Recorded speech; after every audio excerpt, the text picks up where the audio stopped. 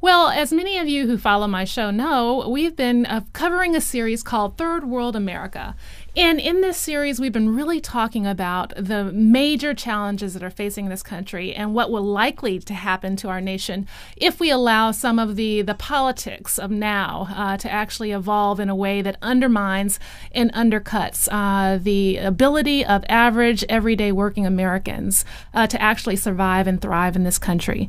And I think that there are a number of things, number of indicators that tell us that we're not what we think we are. I actually have Peter James Callahan, who is the producer of this show, to discuss a number of the issues that we're talking about. But let me just first tell you the story. I have a friend who lives in Australia, and he often travels the Pacific Rim, going to Asian countries, and he tells me that whenever he flies in to LAX to come to America, he can't help but feel that he's flying into a third world nation. And why does he say that? He says that because of the infrastructure. The poor state of the infrastructure is immediately apparent.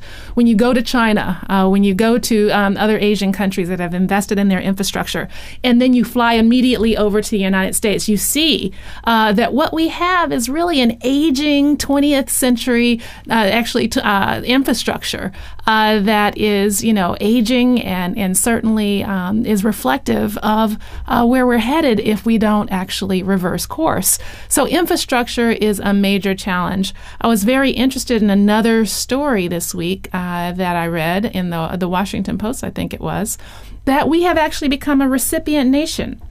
Now, many of you may remember when Katrina happened and the world saw that we were unable as a nation to respond to the crisis that was happening in New Orleans and Mississippi. There were many countries around the world that wanted to donate. They wanted to donate to Americans. And we have traditionally felt like, okay, well, we're Americans. We're great. We're the greatest nation on this planet. We're the ones that are donating to other countries. We do know that during Hurricane Sandy, there were challenges where our government was unable to respond as readily, and there were donations there. But we also know that, as the story that I was reading this week indicated, that even when the tornado hit Joplin, Missouri, the United Arab Emirates decided to give Joplin a significant financial gift. And they told the city of Joplin to think big about how they would spend it. And so, mind you, United Arab Emirates is, out of the Middle East. They're giving the United States of America, they're giving Americans a donation because, guess what? Drum roll, please. We couldn't afford, certainly, to meet the needs of all of our citizens. And so the story talked about how the mayor of the city accepted the funds, and they decided to think big in terms of ensuring that every child attending K through 12 school there, public school, had a computer. And so they said that they otherwise would not have been able to afford it. And so we are in a situation where the resources, we have allowed the tax base to erode so dramatically, not only at the federal level, but in many states across the country, that we're not able to respond to our national disasters. And we're certainly not able to provide for all of our children who are in our schools.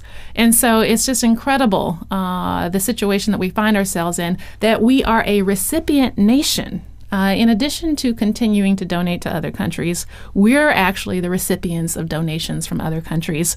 And I think that, I don't know if many of you recall the kerfluffle that happened a couple of years ago when Hugo Chavez decided that he was also going to donate to the United States because, many low-income households have a heating issue in terms of paying their heating bill and making sure that they have the resources to stay warm throughout the winter.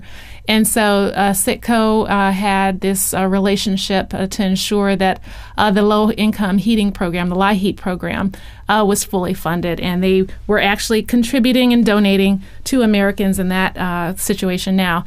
And now we face what everybody has been hearing about in the news this week, and that is the sequester. Peter, are you on?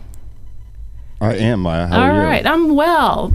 Peter, there has been a lot of talk about the sequester. Now, I think that the only thing that Americans have paid attention to so far has been the fact that the claims that air travel will slow down dramatically as a result of the sequester. What are some other big things that will face us as a nation and undercut our ability to be the great nation that we think we are if the sequester goes through? So it's pretty much every discretionary piece of spending is going to get cut in some way or another. So you have everything from food stamps. Like it would kick out, I think, 1 million people off food stamps off the bat that need food assistance wouldn't have it.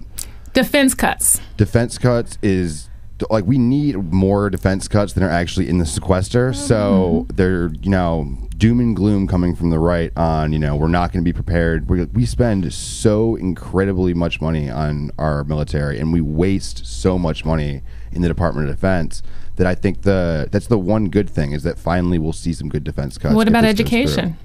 Education, Head Start gets a huge cut out of this, and assistance to all kinds of things. So the other thing that education funding does, not in a K-12 level, is it's grant funding to universities to do research and stuff, and a lot of that will take a big hit as well. A big hit. So we're talking about K-12 hit. We're talking about Head Start. I mean, just a couple of weeks after the president actually argued for universal pre-K, or at least expanding the pre-K system in this country, we're actually facing a sequester, automatic spending cuts that will actually undermine K-12 education further and even higher education. And when we're talking about a third world America, when we're disinvesting in the very things that make our engines go, then you know that the ultimate outcome will be what? Oh, we're going to end up not being able to compete in the world economy. That's what really worries me. We're not going to be able to compete in the world economy. So the trend that we're seeing, where we're already, seeing these indicators, our infrastructure is crumbling.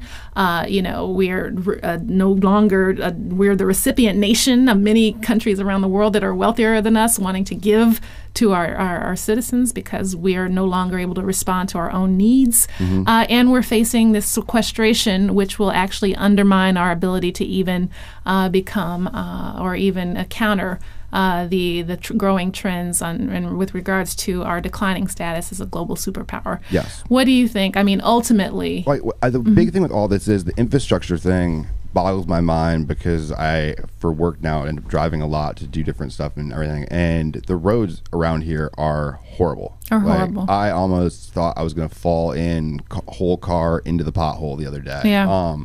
And something that Dean Baker's coming on later has talked about a lot is that we could rebuild our infrastructure and have the best transportation systems in the world, from high speed, like magnetic rail, like they have in China and Japan and stuff like that. In Europe, we could have that. We could have roads that work and aren't congested, and it would put millions and millions of Americans back to work, dig us out of the recession, and also probably in the long term end up fixing our deficit by putting all those people to work. And yet we're not talking about that. In fact, we're talking about disinvesting. We're talking about cuts. So we're going to look forward to talking to Dean Baker because he is just one of my favorite economists. And in the final leg of the show, we'll have him on to talk about the latest and greatest, or not so greatest in Washington, if you will, from the the newest Bowles-Simpson plan to slash Social Security and Medicare benefits to the politics of job creation and debt reduction. I am pleased to have Dean Baker on in the last segment of our show, and this is a conversation you definitely will not want to miss.